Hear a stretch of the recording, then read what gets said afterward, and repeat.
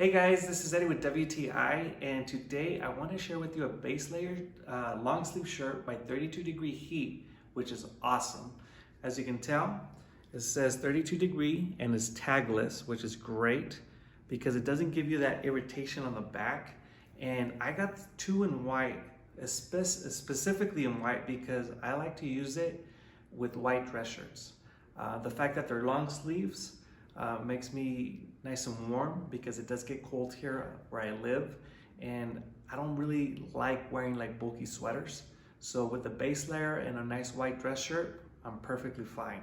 Another thing that I like about it is that it's extremely soft and the color doesn't bleed through the white dress shirt because it's white. So this is absolutely perfect.